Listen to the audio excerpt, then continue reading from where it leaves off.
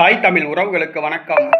காங்கிரஸை கலற்றி விடுகின்றார் காங்கிரஸை கலற்றி விடுகின்றார் என்ற தலைப்பில் இந்த காணொளியை நாம் காண்கிறோம். காங்கிரஸ் கட்சி கடந்த 10 ஆண்டுகளுக்கு மேலாக திமுக கூட்டணியில் இருந்தது.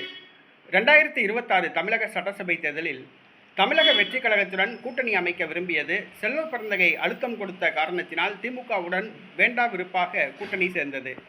காங்கிரஸ் திமுகவுக்கு வேலை பார்க்கவில்லை, திமுக காங்கிரசுக்கு வேலை பார்க்கவில்லை. 2 பேருமே மண்ணை கவ்வினர்.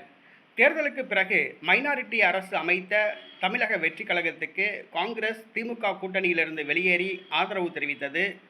அதற்கு பதிலாக 2 அமைச்சர் பதவியை பெற்றது. இந்த சூழ்நிலையில் காங்கிரஸ் கட்சிக்கு வருகிற பாராளுமன்ற தேர்தலில் 20 எம்பி தொகுதி வேண்டும் என்று காங்கிரஸ் கட்சி சார்பில் ஜோசப் விஜயிடம் கோரிக்கை வைக்கப்பட்டது.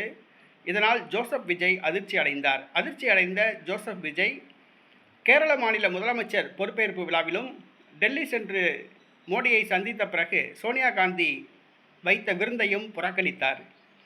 காங்கிரஸ் 20 தொகுதிகள் கேட்டது ஜோசப் விஜய்க்கு அதிர்ச்சியை கொடுத்துள்ளது. 5 தொகுதிகள் வரை தர அவர் முடிவு செய்துள்ளதாக கூறப்படுகிறது. ஆனால் காங்கிரஸ் 20 தொகுதி வேண்டும் என்று கோரிக்கை வைத்துள்ளது.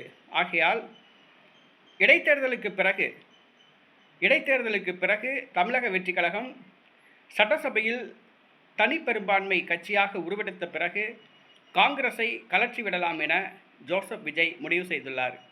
காங்கிரஸை கூட்டணியில் வைத்திருப்பது வயிற்றில் பிள்ளை பூச்சியை கட்டி வைத்திருப்பது போன்று என்ற முடிவுக்கு வந்துள்ளார். காங்கிரஸை கலற்றிவிட ஜோசப் விஜய் முடிவு செய்துள்ளார். இது காங்கிரஸ் கட்சிக்கு மிகப்பெரிய அதிர்ச்சியை கொடுத்துள்ளது. காங்கிரஸ் கட்சி பொதுவாக நம்பிக்கைக்குரிய ஒரு கட்சி அல்ல. ஒரு ஆட்சி அமைவதற்கு ஆதரவு தரும், பின்பு முதுகில் குத்தும். இதுதான் காங்கிரஸ் கட்சியுடைய வேலை. ஆக காங்கிரஸ் கட்சி 59 ஆண்டுகள் கழித்து தமிழ்நாட்டில் ஆட்சி அதிகாரத்துக்கு, அதாவது அமைச்சர் பதவியை பெற்றுள்ளது.